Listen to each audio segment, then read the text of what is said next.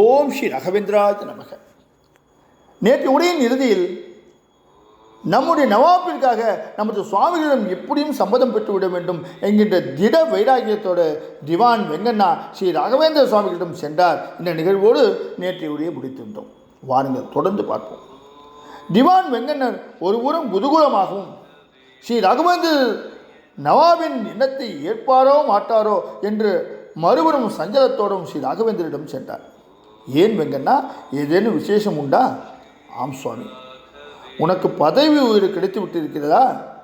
உங்களுடன் பேசுவதற்கு பாக்கியம் கிட்டிருக்கின்றதே சுவாமி. இதைவிட மேலான பதவி வேறென்ன இருக்க முடியும் சுவாமி? இந்த திவான் பதவியும் உங்களால் எனக்கு கிடைத்ததுதானே. பின்ன வேறென்ன செய்தி? நவாப் உங்களை சந்திக்கவே மனமில்லை என்று சொல்கின்றார். ஏன், நான் இங்கு இருப்பது அவருக்கு பிடிக்கவில்லையா? அப்படியானால் நான் பயணத்தை நாளையே மேற்கொள்கின்றேனே. அது இல்லை சுவாமி, அன்றைய பூஜையில் அவர் செய்துவிட்ட தவறை நினைத்து மிகவும் வருத்தப்படுகின்றார். தங்களை எப்படி முகம் கொடுத்து பார்ப்பது என்று தயங்குகின்றார். அவர் செய்ததில் எந்த தவறும் இல்லை. அவரின் மதப்படி அவர் அன்று காணிக்கையை தந்திருக்கின்றார். தனக்கு ஏற்றபடி மூலராமர் அதை மாற்றிக்கொண்டார், அவ்வளவுதானே. ஸ்ரீ ராகவேந்திரரின் பேச்சால் திவான் ஒரு கணம் ஸ்தம்பித்து போனார்.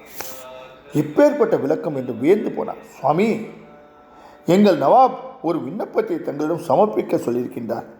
என்னவென்று சொல்வெங்கண்ணா? தான் செய்த பாவத்திற்கு பிராயச்சித்தமாக தனது சமஸ்தானத்தையே தங்களுக்கு தானமாக தரவும் முன் வந்திருக்கின்றார்.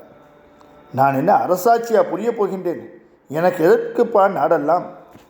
இல்லை என்றால் ஒரு சில கிராமங்களையாவது தாங்கள் ஏற்க வேண்டும் என்று கண்ணீர் விட்டு அழுது என்னிடம் சொல்லியிருக்கின்றார். மூலராமா, இதுவும் உனது திருவிளையாடல் தானா?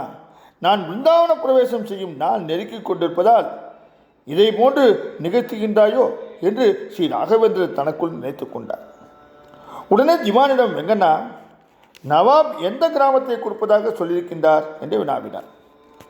வளம் கொழிக்கும் கிராமங்களை தர சொல்லியிருக்கின்றார். நான் கேட்கக்கூடிய கிராமத்தை உங்களால் தர முடியுமா? நவாப் தருவாரா? அவர் சார்பாக என்னையே சம்மதம் செய்ய சொல்லியிருக்கின்றார். அப்படியானால் நான் கேட்கும் கிராமத்தை தருவாயா? நிச்சயமாக சுவாமி. நல்லது. துங்கபத்ரா நதி தீரத்தில் இருக்கின்ற மாஞ்சாலம் எனும் கிராமம் தான் எனக்கு வேண்டும். நானும் இந்த கிராமத்தை நவாபிடம் கேட்டு பெற வேண்டும் என்று இருந்தேன். மாஞ்சாலமா? அது அவ்வளவு வளமான பூமி இல்லையே சுவாமி. வெங்கண்ணா, நானே சன்னியாசி. எனக்கு வளமான பூமி எதற்கு?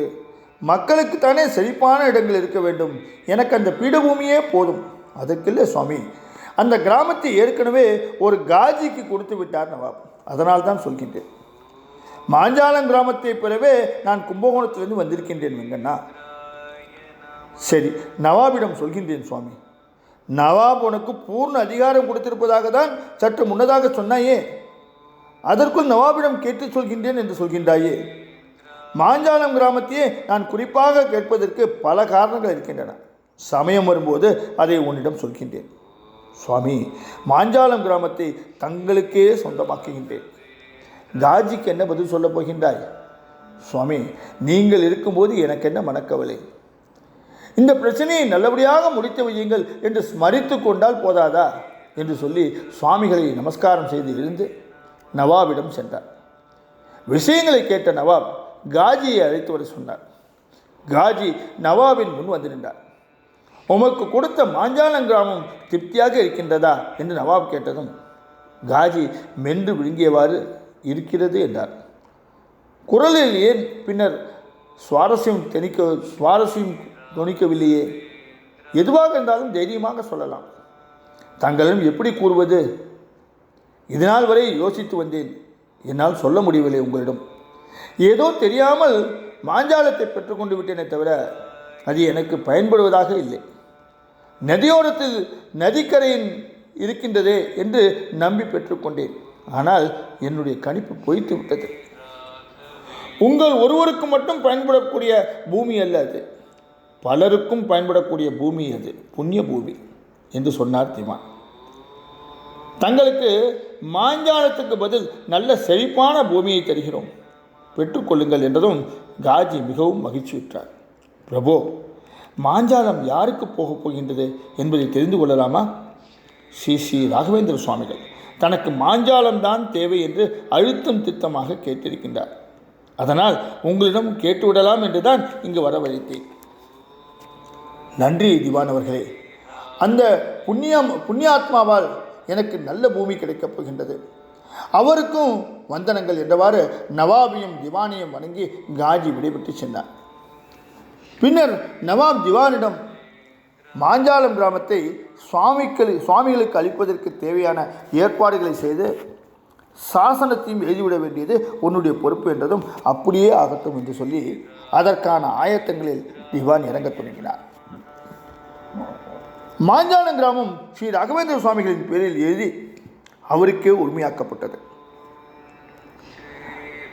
அதற்கான சாசனத்தை எடுத்துக்கொண்டு தக்க மரியாதையோடு ஸ்ரீ சுவாமிகளை நவாப் சித்தி மசூத் கான் சந்தித்தார். அவர் முன் மண்டியிட்டு சலாம் வைத்து சாசனத்தை அவரிடம் சமர்ப்பித்து, என் மனம் இப்போதுதான் சாந்தமடைகிறது. என்றைக்கும் இல்லாத பரவசம் என்னுள் எழுகின்றது. சந்தோஷம்தான் என் மனம் முழுவதும் வியாபித்திருக்கின்றது என்று உணர்ச்சி வசப்பட்டு சொன்னார்.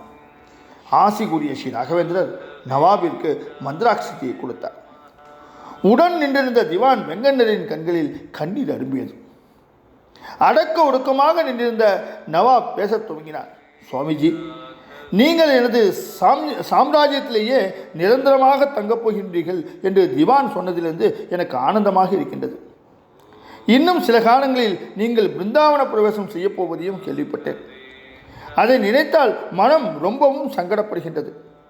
ஆனால் தங்கள் செயல் எதுவானாலும் அது எல்லோருக்கும் பயன்படும் விதத்தில் இருக்கும் என்பதால் ஆறுதல் அடைகின்றேன். எனக்கு உங்கள் சாஸ்திரங்கள் எல்லாம் எதுவும் தெரியாது. ஆதலால் மாஞ்சாலத்தில் தாங்கள் என்ன ஏற்பாடுகள் செய்ய விரும்பினாலும் திவான் வெங்கண்ணரை உபயோகித்துக் கொள்ளலாம். தங்களுக்கு தேவையான சகாயத்தை செய்ய எங்கள் சமஸ்தானமே காத்து கொண்டிருக்கின்றது. நன்றி நவாப், நன்றி. தாங்களும் தங்கள் ராஜ்யமும் நலமே பெற மூலராமர் அனுகிரகம் செய்வார் என்று ஆசி கூறி பிறகு நவாப் அவரிடமிருந்து விடைபெற்று சென்றார். திவான் வெங்கண்ணர் ஸ்ரீசுவாமிகளின் கட்டளைக்காக காத்து கொண்டிருந்தார். மாஞ்சாலம் கிராமம் கிடைத்தாயிற்று. பிருந்தாவனத்திற்கான ஏற்பாடுகளை செய்ய வேண்டும் என்று ஸ்ரீ ராகவேந்திரன் நினைத்து கொண்டார். தொடர்ந்து ராகவேந்திரனின் இந்த அற்புத நிகழ்வுகளை நாளை உரையில் நாம் பார்க்க இருக்கின்றோம். பிருந்தாவன அமைவிடத்தின் சிறப்புகளை எல்லாம் நாளை உரையில் நாம் பார்க்க இருக்கின்றோம். இன்று விழுந்து நாளை சந்திப்போமா? ஓம் ஸ்ரீ ராகவேந்திராய நமக. ஓம் ஸ்ரீ ராகவேந்திராய நமக. ஓம் ஸ்ரீ ராகவேந்திராய நமக.